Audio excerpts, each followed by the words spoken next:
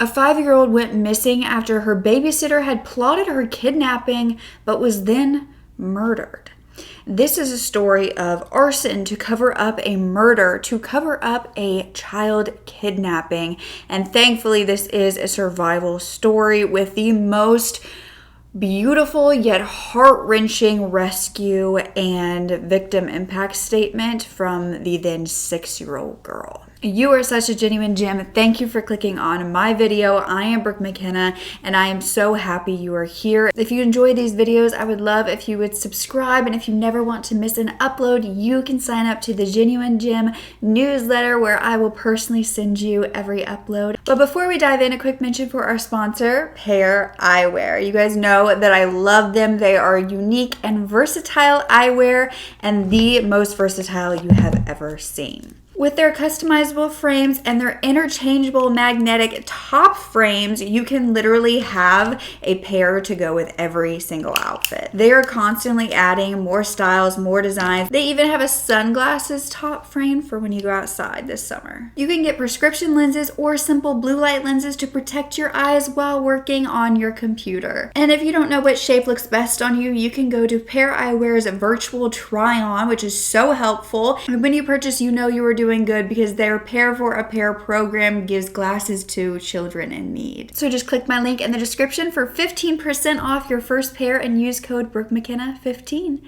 Now let's get back to the story. So it was 2016 in Minnesota, and 35-year-old Melissa Norby lived in Bemidji at the Hillcrest Manor mobile home park. She was a single woman at this time, living with her 12-year-old son. Her friends called her Missy, and she was said to have the biggest heart ever. Anytime you needed anything, she was going to be there. However, around 3:30 in the morning of June 22nd, firefighters would be called to her home. The fire had actually engulfed this mobile home, but once the firefighters calmed the flame, firefighters noted that it seemed odd that the main bulk of the fire was in the southwest bedroom. However, they would find a mattress sitting in the middle of the home. Under this mattress, they would find a body.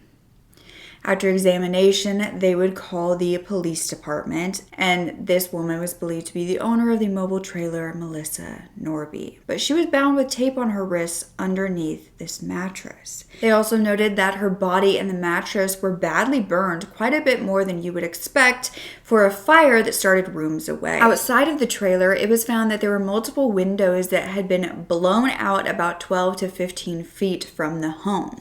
Parts of this trailer were completely destroyed, but the victim's bedroom was partially intact, and so was a gas can that was found inside. Investigators realized that this was likely arson, and the cause of the fire was gasoline used as an accelerant. This was no accident, and it was likely that Melissa's death wasn't either. So while canvassing the scene for evidence and looking for suspects, hours had gone by into this investigation. Investigators were then informed that Melissa had this 12-year-old son who often stayed with her, so they began to panic because they had found no other victims in the home. They began reaching out to her friends and family, and finally it was confirmed that her son was safe, staying with his cousin elsewhere. They thought they were in the clear, no other bodies to be found. However, they would get another surprise soon enough. 9 hours into the investigation, Detective Michelle Leffelman would go outside to where the public was being barricaded from the crime scene from coming any closer. And that is when a grown woman would collapse in front of her. She was saying that her child had stayed the night at this home that was now a pile of rubble.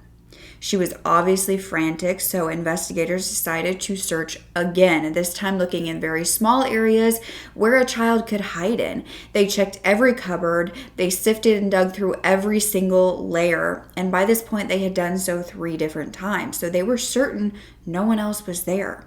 Investigators quickly realized that whoever had killed Melissa could have possibly kidnapped this 5-year-old girl, and it had already been 9 hours since she was gone. Melissa Norby, the victim in the home, was a longtime friend of the 5-year-old girl that they were now looking for's mother, Amanda Smith. Melissa was babysitting the 5-year-old that night, as she often did. The two grown women knew each other since elementary school. This missing 5-year-old was identified as B, and her mother and brothers were now at the crime scene and believing that B was amongst this rubble. Amanda kept telling investigators that her daughter was in this house, but they were certain she wasn't. Now, Melissa, her babysitter, was identified by her neighbors who claimed that she was the owner of the trailer, and she often used Facebook to communicate with her friends as well as find dates. Now, Amanda, who was Melissa's best friend and B's mother, was asked if Melissa could have ever given her daughter to someone else without permission. And she said no, she did not believe that Melissa would ever do that. If there was a fire or an emergency, B would have even stayed with Melissa, stayed by her side. So the woods around this home were searched along with neighbors' cars, neighbors' houses, with investigators hoping that she had just escaped the fire. But she was nowhere to be found. Melissa's body was sent to the Ramsey County Medical Examiner's Office for autopsy, and her cause of death was determined to be homicidal violence before the fire.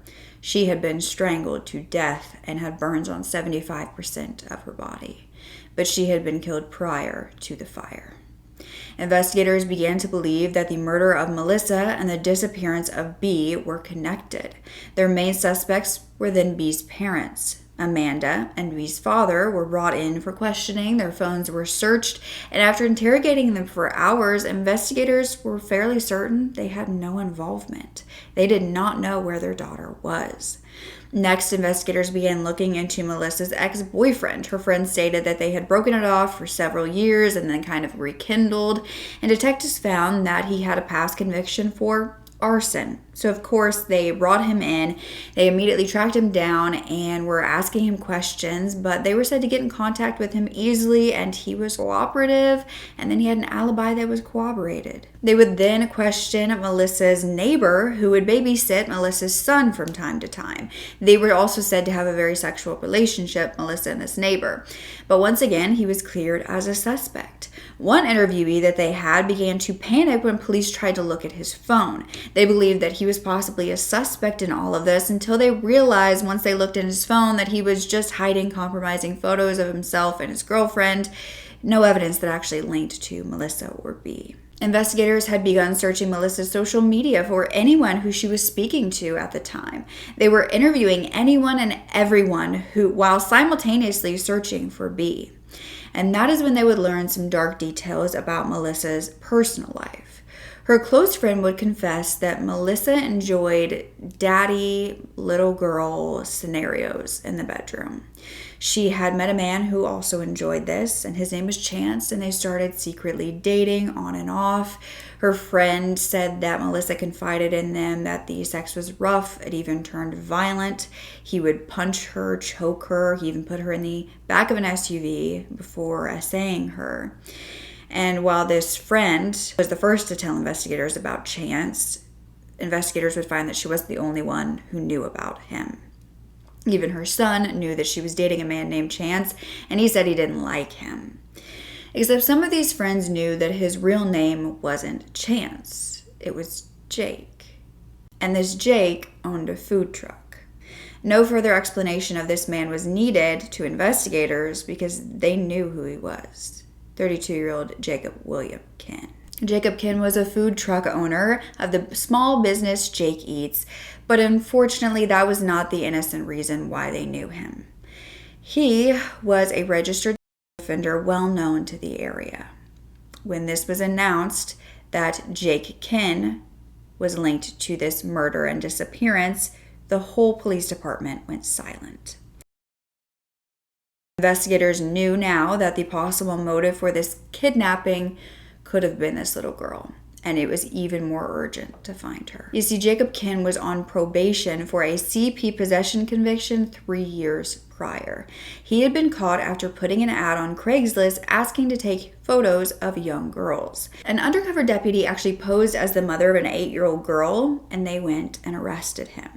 This was in 2013. He was sentenced to 4 15-month consecutive sentences and 120 days conditional confinement. He admitted that he watched CP to relieve the want to do. This is the same man that could have a 5-year-old girl. This was urgent. Not even a full 24 hours since this fire, detectives rushed to his registered home address as soon as they found out. It was around 10:30 at night, but when they arrived to this off-grid cabin, they found no movement. Jacob Kinn was nowhere to be found, and neither was this missing 5-year-old. However, gas cans were found, and they matched the gas can at Melissa's home. Special Agent Paul Girardi decided to call Jacob's probation officer to trick him into coming forward. They told the probation officer to be very calm about it and just asked Jacob to come in to talk to the police about a recent case due to the fact that he was on this registry. Jacob's response was allegedly, "This is probably about the missing girl." Surprisingly, Jacob Kinn would enter the police department around midnight, only about an hour and a half later. Sergeant Paul Girardi and Chad Museus would take him back for questioning. Jacob immediately began to tell them that he had already heard about the fire, the murder, and the missing girl. Sheriffs had actually been at his food truck and told him what was going on earlier that day. He admitted he knew the murder victim, Melissa. He told police that they once worked together, and he hadn't really talked to her in about 6 to 8 months. Police told Jacob that they were just talking to everyone who was registered at the time, but they would speak to him for the next 4 hours. Here's the deal. We get missing kids. Guess who the first people we talk to? Us. Yeah. I already knew that. I figured, but... And that's why you're here? Well, I was fishing up north. Okay. Fishing where? Clear Lake. Clear Lake? Yes. Were you fishing with anybody? No. All right. Catch anything? No. No. I wish. What were you fishing for? Bass. Okay. What time did you go fishing? About a little after 7, I think. 7 tonight? Okay. So from 7 till, a little while ago, you're out fishing? Yep. Okay. Prior to that, I was at work, at my food stand. And that's at Jake's Eats? Yep. Okay. What time did you start work at? I got there this morning about between 10 and 10:30. What time did you go to bed last night? 10:30, but a little odd. I mean, but a lot of people up there are, so. Right. Like odd and how? Just the way she talked, and like the first time I met her, she came up and she started talking to me, and then she started shooting rubber bands at me and a couple other people, and just more kiddish stuff, I guess. Mm-hmm. Well, she had a crush on me for a while, but she had a crush on more than a few guys. Meanwhile, detectives were listening to his story, but they were also looking at his boots. They noticed that his boots were wet as well as his pants, and fellow investigators who had been searching his vehicle saw grass hanging off the bottom. They had his cell phone, which they searched and found the last location that it had pinged at when he had gotten that call from the probation officer. Now, Jacob would tell investigators that he was out fishing up at Clear Lake alone around 7 p.m. that day. He was fishing from shore at a resort, but he couldn't remember the name of it. He said earlier that day he was working from about 10:30 a.m. to about 5:30 or 6. He then went home for about an hour before he went out fishing. And he said the previous night, the night right before the fire, he had gotten home around 9:30 and gone to bed at around 10:30, 11. He also claimed he didn't know B or her mother, Amanda. Officers said that, anytime a child goes missing, they were going to have to bring him in, but Jacob said he understood, but it was annoying. Were they any chance? No. Just Jake? Jake. I don't know any chances or chases. Okay. And the problem is we're getting so much information coming in, and some of it's probably inaccurate. Did you ever see Amanda, Melissa with a young girl? Because they hung out a lot, apparently. The moms were friends. Well, I don't know until I see her, so. We're just trying to find this little girl. That's what we gotta do. So part of that is that everyone we've talked to, we've asked to look through their cell phone, and look at vehicles and look at the residences. Like I said, our goal is to try to find this little girl or any evidence of her disappearance. Yeah. Is that something that you'd be willing to do? Let us look through your phone tonight. Yeah. Are you cold or anything to get into it? Nope. Okay. I'd prefer if the rest waited till morning so I could get some sleep and so I could work tomorrow. Can I just give this to the guys upstairs and let them look at it quick? Are you okay with that? Because I don't know how to use the damn thing. So. It's upstairs quick? No. Okay. Do you have a nickname? Do they call you Chase or anything like that, Chance? No, you already asked me that. No, You did? I don't know any chases or chances or... Okay. No one's ever called you that? No. However, he didn't know that they had already caught him in a lie, because due to tracking the phone call with his probation officer, investigators found that his cell phone had pinged in a town called Big Fork. They knew he was lying. Jacob was then shown a photo of B and said that Melissa had shown him a photo of her before, and she had also brought her to work with her once, so he knew what she looked like. Jake, if you're having a sexual relationship with her, doesn't mean you killed her. You know what I'm saying? Well, I know, so, but I didn't have a sexual relationship with her, so... Oh, okay. I mean, it won't be... Even if I was and I was embarrassed, that makes no difference, but I wasn't having a sexual relationship with her. All right. And I mean, if you can take and find my semen in her, that would be a miracle, because it did not happen. okay. But after about an hour into the questioning, Jacob was asking to leave. And that's when he was told the real reason that he was brought in. That they had gotten reports that he was in a relationship with Melissa. Jacob stated that he had heard the same and that Melissa had been saying this because he was dating another girl at work and she got mad. He claimed he was never attracted to Melissa, they never had sex, but when told about his phone pinging in Big Fork rather than Clear Lake, he said he didn't know how that could have happened. He said he had no reason to be in Big Fork. Jake, your cell phone doesn't put you in that spot tonight. Well, that's where I was. If you were here, there's cell phone towers, your cell phone would have put you at, instead of being way over here. I get what you're saying. I can't explain it, though. I wasn't anywhere else. So Jacob was shown B's photo again and asked if he recognized her. He said he already answered that question. Any evidence in your vehicle? Any evidence in your house? Tell you what, Any evidence in your phone? you find any evidence on any of that, you can come pick me up. But you're not going to find anything because I didn't do anything. I wish I could help you find the little girl. I'm sorry something happened to her, but I have nothing to do with it. But when asked if they could search his vehicle, he refused. He said he just wanted to go home and go to bed and that they had told him he was not in trouble. They again told him it wouldn't take too long. They just wanted to make sure that the missing girl wasn't there. When asked why he wouldn't let them search, at this point he said he didn't trust them. Jacob was then telling them to go get a judge's order to search his car or he was leaving. He then attempted to leave and was told to sit back down. I wouldn't admit to doing whatever it is you want me to admit. I don't want you to because I admit- didn't fucking do it. I don't want you to admit to anything. I just want to make sure that you know how important it is that you're honest with us. And I've been honest with you. Okay. Would you, at some point, take a polygraph? I can't polygraph. I have Tourette's. And you lied to me. You're like, oh, you can leave. Oh, I'm free to go sleep on the street naked. Because you guys are going to take my clothes, take my Jeep, and take my house. Can we run you up to your house and get you some clothes? No. You're not going. Sit down. No. Sit down. Sit down. You said I was free to down. leave. Sit down. You said I was free to Sit leave. down. At this point, sir, you're going to have a seat.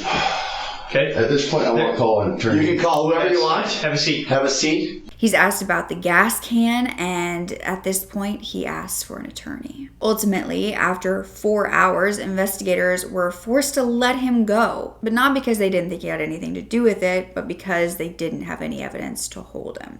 But they did get him to agree to leave some of his personal items, and this was his clothing, his Jeep, and his phone.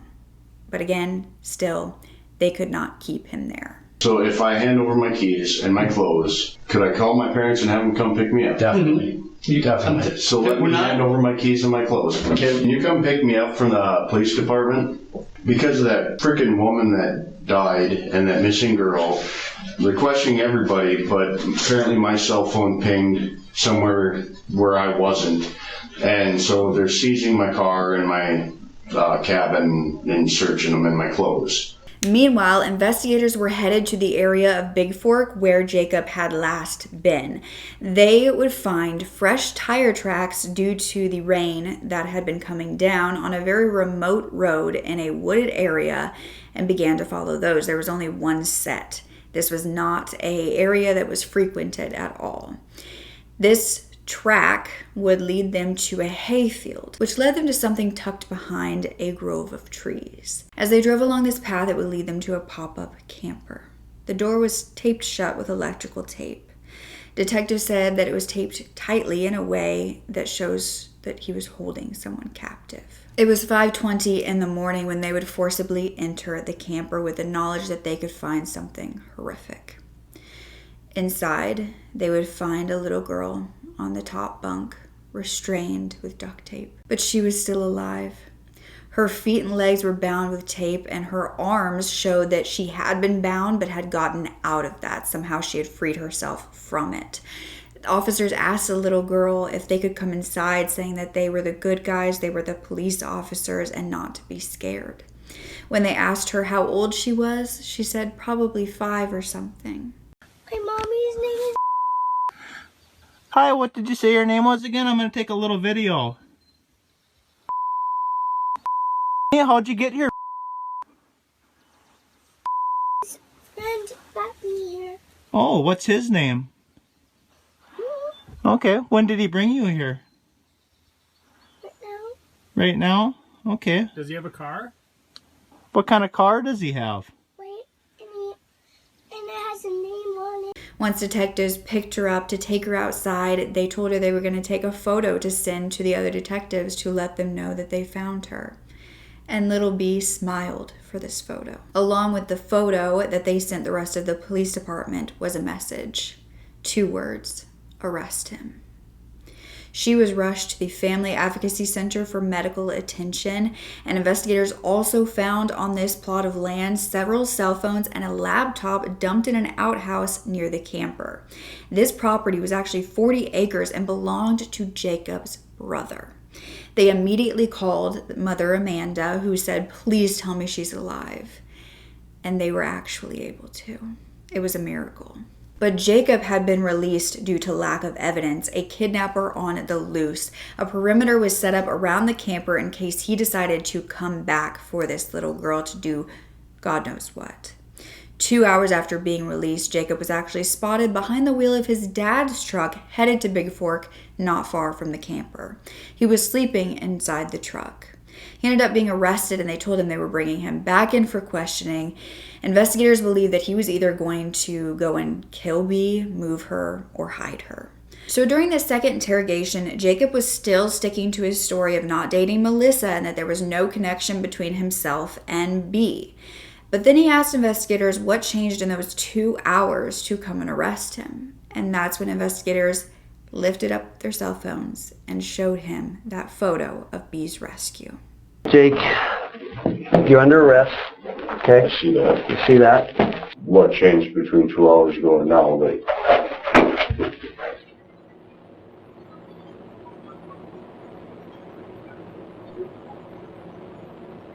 Let's start over.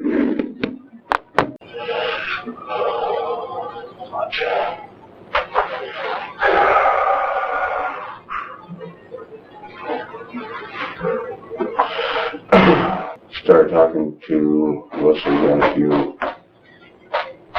weeks to a month ago. I want an attorney. Upon seeing this photo of the officer with B, Jacob took a deep breath, and the officers told him that they knew more than he thought they knew. After several minutes of silence, Jacob finally admitted to having a sexual relationship with Melissa, only over the phone, role-playing his daddy-daughter. He also admitted being at Melissa's home that night of the fire and that B was there. He then went silent again and was asked if he was there for B or for Melissa, and he said Melissa. He then asked for an attorney. Texts had then been found that Jacob had actually demanded that Melissa get the girl to her home that night, which is why Melissa asked her mother. B would talk to the police. She would describe a man that looked like Jacob, saying that he had taken her from the house, tied her up with duct tape, and took her to the camper. She was left alone without food, and he told her he was not coming back. She then went to sleep on his bed, and she watched SpongeBob. She had no access to food, water, or a bathroom. She was reunited with her family and would identify Jacob Kinn as her captor. On June 23rd, the police would announce that the missing girl was found safe and alive. A video of B being rescued was released. Jacob William Kinn has been arrested for kidnapping and is currently incarcerated in the Beltrami County Jail. Early this morning, 2 BCA agents were canvassing an area north of Bemidji where they believed Mr. Kinn had been. Inside, they found Brittany. Now we have shifted gears and we are looking at learning everything we can about this timeline, the motive, and whether anyone else was involved. Jacob Kinn had been charged with 1 count of felony kidnapping along with several probation violations. His bail was set at $500,000.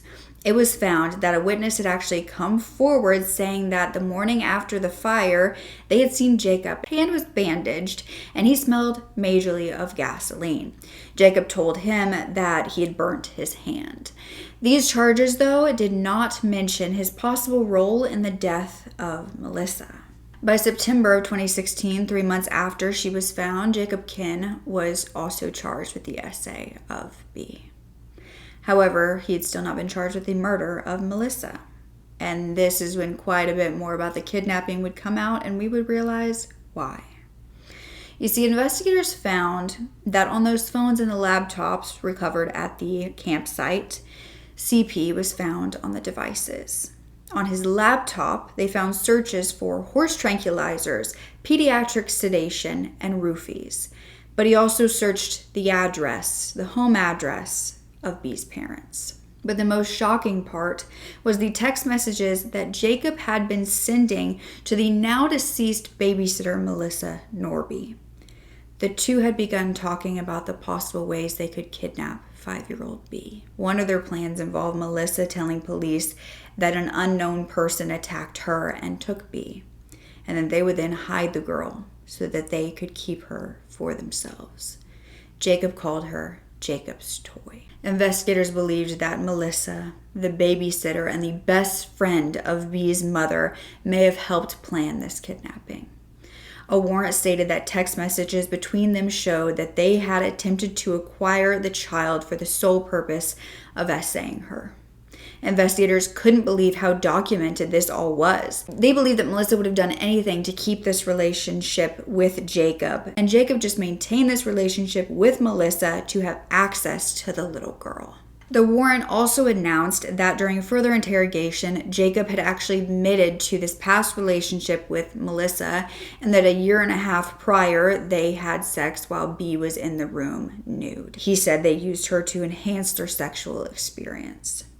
Jacob had not yet been charged with the arson and the murder, although search warrants filed stated that police were looking into these additional charges. This kidnapping was actually supposed to happen a week earlier, but the little girl had gotten sick, and in the text you could tell Jacob was very upset.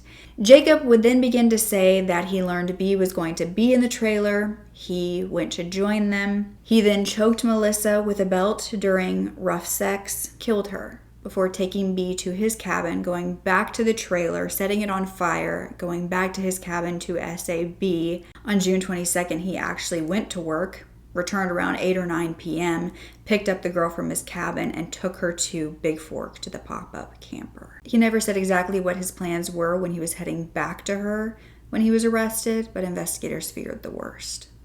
B's family claimed that they were informed by police several weeks ago about the possibility of Melissa's involvement. Amanda said she didn't know what hate was until that moment she realized her best friend was involved in her child's kidnapping. Melissa was found to be born in the 1980s. She had a difficult childhood. She allegedly experienced a traumatic event that affected her self-esteem. Her cousin claimed that she was actually essayed by an older man and she was never the same after that. She had married a man named Joshua Ellington, but divorced him in 2010 after he was convicted of indecent exposure.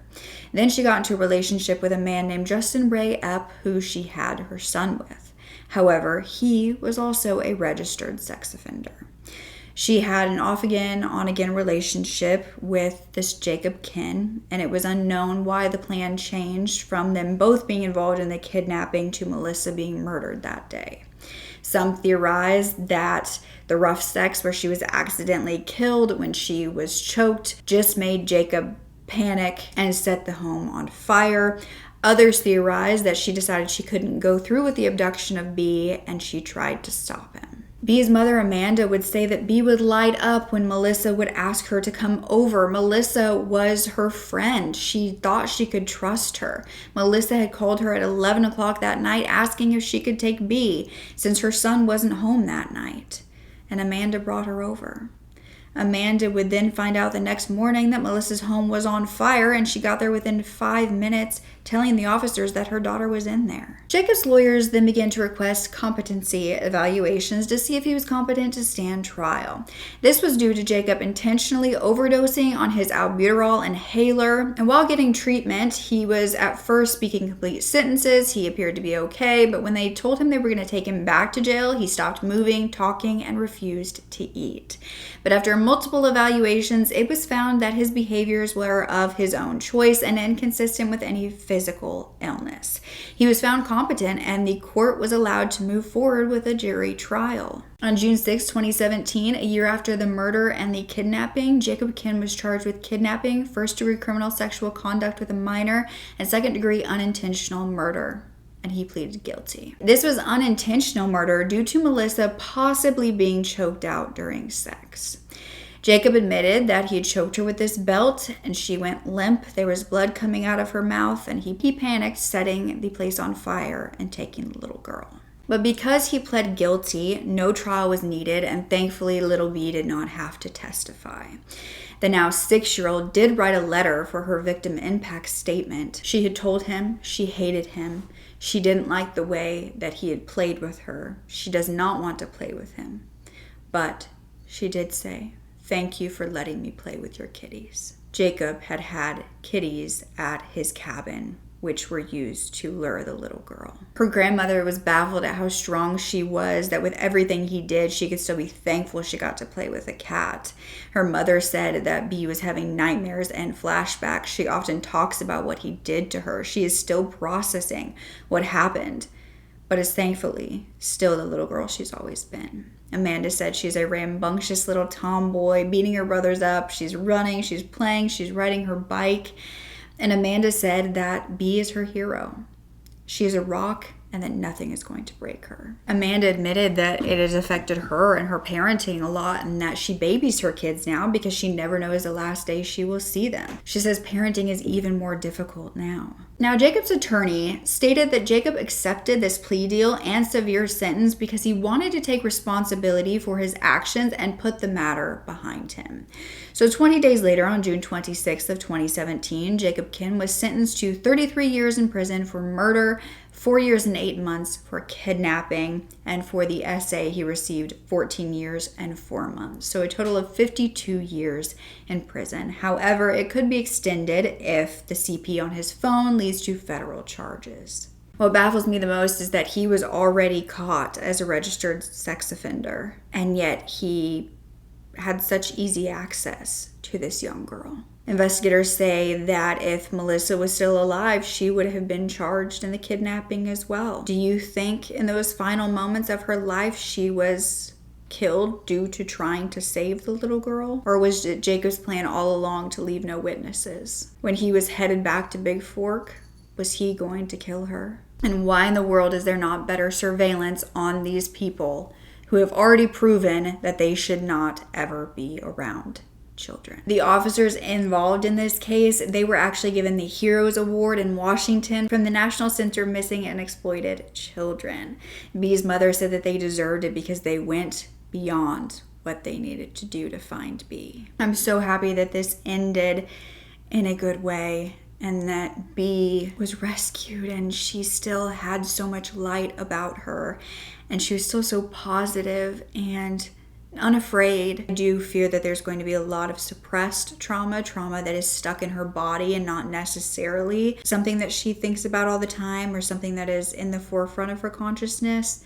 But you know, at 5 years old, that is when you start really gaining your memory. So I just hope that she is getting the help she needs, that she is thriving. And through all of this, she knows that None of this was her fault. This wasn't just some random lady or even some random babysitter she had dropped her child off with. She knew this woman for 30 years. She considered her her best friend. To not even be able to trust your best friend with your child, I think this is just a case of showing how important it is to really have an open dialogue with your children, even as young as 5. Let them know what is and isn't okay in vocabulary they understand and is appropriate to them. I know that there are lots of books out there that can teach, the no touching, that nobody else, even family members, no one has access to you. You go to the parents if you feel any sort of way.